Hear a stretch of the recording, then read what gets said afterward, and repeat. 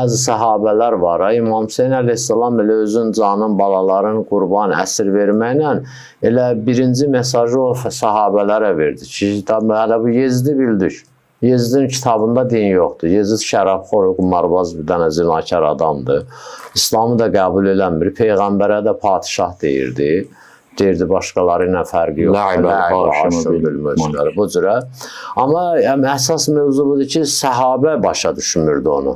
Səhabə ki, gəlib İmam Hüseyinə deyirdi ki, məsələn, belə deyir, ya məsələn, getmə, ya məsələn, keçən dəfə Seyid dedi, bu verilişdə buradaydı, yoxsa haradaydısa dedi, Zeyd ibn Ərqəmlə kim idi? Ənəs ibn Malik oturmuşdu, İbn Ziyadın sarayında İbn Ziyad çubuqla vururdu İmam Hüseyin əleyhissalam. Elə deyir. Əslində Yeziddən çox Ənəsə lazım idi İmam Hüseyin əleyhissalam tanıtırsın, başa salsın da. Orada məsələn, Peyğəmbər sahabəsi bu nə dərəcədə səhabə idi və nə düşüncəyə malik idi və bu İslamdan nə qədər bunun payı var idi ki, Yezidin qumarı göz qabağında idi, şərabı göz qabağında idi, zinası göz qabağında idi. Məsihiyyat, cəbriyyatı Yezid gətirib də İslam aləminə.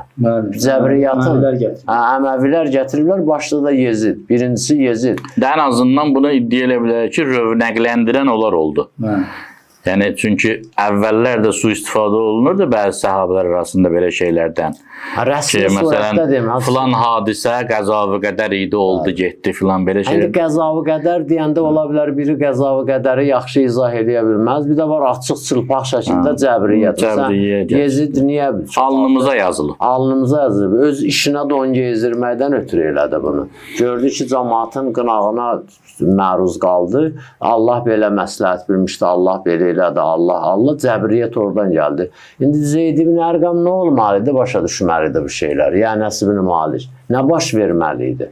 Yaxşı, hətta bəzən deyəndə deyirlər, Peyğəmbər sahabəsidir. Yəni, ən az orada bir etiraz. Ümmü Sələmə salamullah aleyha da Peyğəmbər sahabəsi idi də. Eşitdi, İmam Hüseyin şəhid olub, qəşş elədi özündən getdi. Nə qədər istədi, dedi ki, şərait yaratsın, hətta məktub yazdı kimlərəsə, alınmadı. Yəni, başa düşürdü, Həbib də Peyğəmbər sahabəsi idi də. Necə başa düşdü? Kufənin mühasirəsini yardı, özün vurdu Fərata, Müslim ibn Osəcə ilə. Aşuraya az qalmış gəlib çatdı.